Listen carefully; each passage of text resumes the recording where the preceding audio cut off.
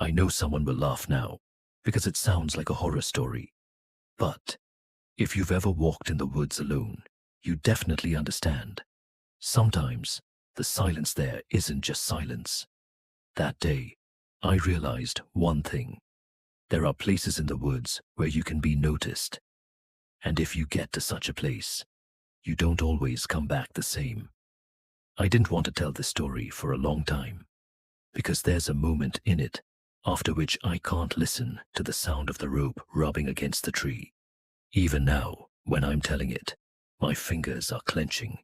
But I'll tell it, because I'm still not sure if I left the woods alone that time. It happened in the fall, not the golden, beautiful one, but the one when it already smells of wet earth, and the leaves stick to your shoes, as if trying to hold you back. I went hiking alone. I needed to reboot, without people, without noise, without the city. I chose a familiar route, popular with locals, a path along the hill, then a small clearing, then a descent to the stream, and back in a circle. I had everything with me, like a normal person. Water, a snack, a flashlight, a power bank, a knife, a first aid kit, even a whistle. I thought, now I've prepared, like in the movies. The irony is that the whistle didn't help me. The beginning was ordinary. A couple of people happened to be at the entrance to the forest. Someone was walking a dog. I walked confidently, listening to the crunching of branches under my feet, and thinking about my own business. The first 30 minutes, zero anxiety. The forest was alive. Somewhere it was chirping, somewhere rustling. And then, everything seemed to have been turned off. No birds, no rustling, just my breath and footsteps. It's a feeling that's hard to describe, but if you've ever felt it, you'll recognize it right away. It's as if the entire forest suddenly became very attentive. It's as if you've entered a room and everyone has fallen silent. I stopped. I listened. And then I heard a sound that shouldn't have been so close. A soft tap. Rhythmic, not a branch, not a woodpecker. More like someone touching a tree with something hard. Once. I walked on faster, trying not to get carried away. Maybe someone on another trail. Maybe tourists. But here's the problem. This tap didn't go away. It would disappear, then reappear, but always somewhere to the side, as if it was kept at the same distance. According to the plan, I was supposed to come to a small fork. There was an old wooden signpost there. I knew it. It was crooked, with peeling paint. I went out to the place, and there was no signpost. Or rather, there was a pole, and the signs were torn off. All around were marks as if the tree had been rubbed with a rope. Fresh, light abrasions on the bark.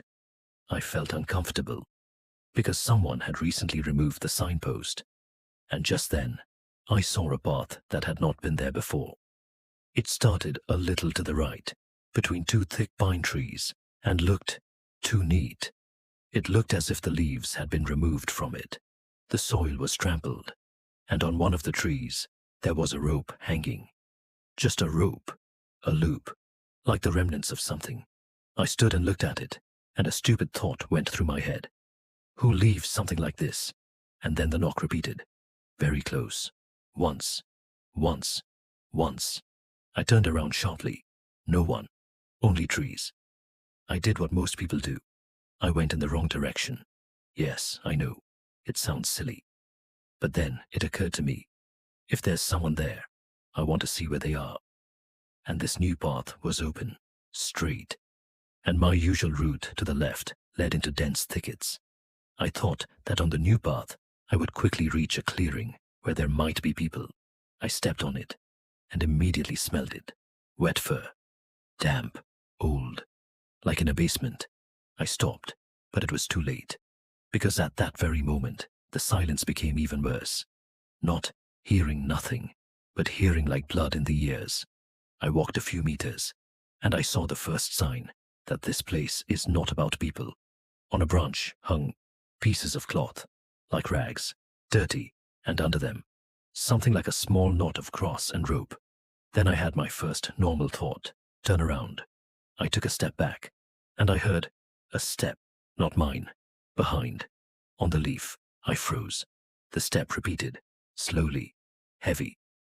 I didn't turn around right away, because there is a strange reaction. The brain seems to say that if you don't look, then it won't become reality. But the footsteps got closer, and I turned around. Nobody, just the path I had come on. Only, it looked a little different. It was as if the forest had shifted a centimeter.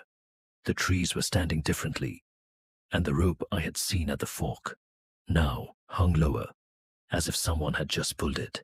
I turned and almost ran forward, away from this place. I didn't want to admit the fear, but it was already in my body. My hands were cold. My stomach was empty, like before a fall. And then I heard a voice, not a scream, not a whisper, just a calm voice, as if someone was standing behind a tree and saying very casually, "You're lost."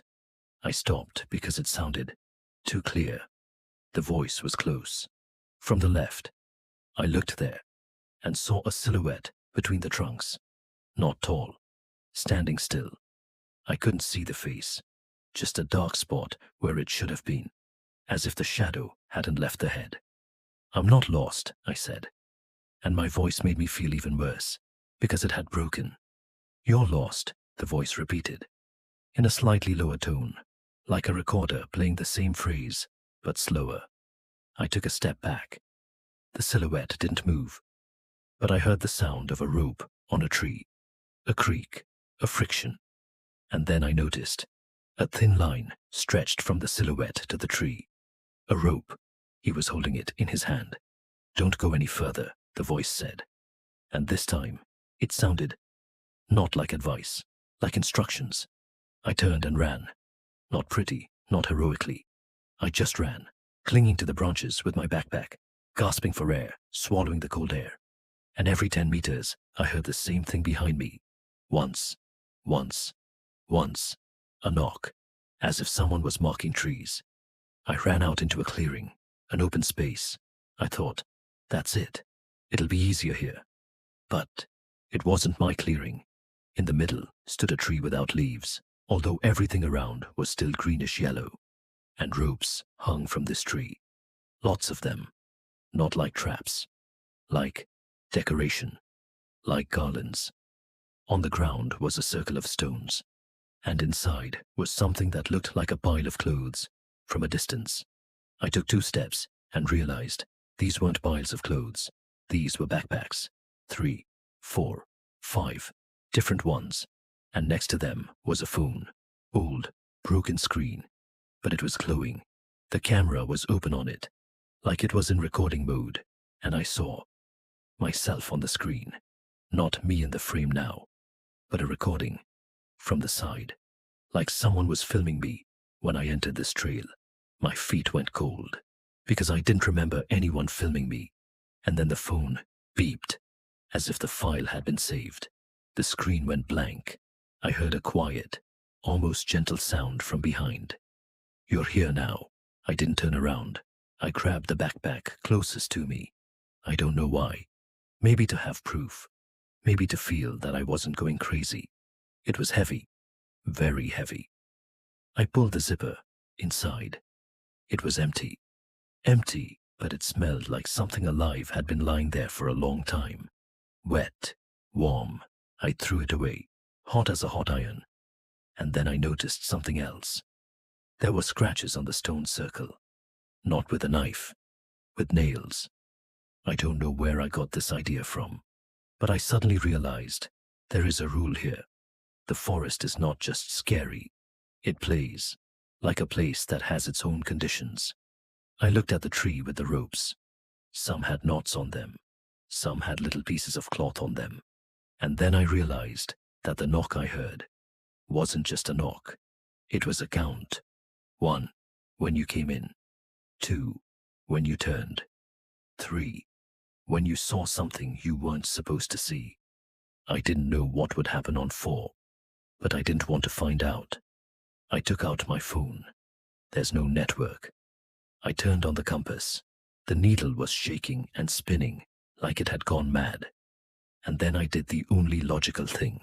I walked back the same way, without looking around. I literally kept repeating to myself, back, back, back. I walked quickly. The knock disappeared. For a minute, I felt better.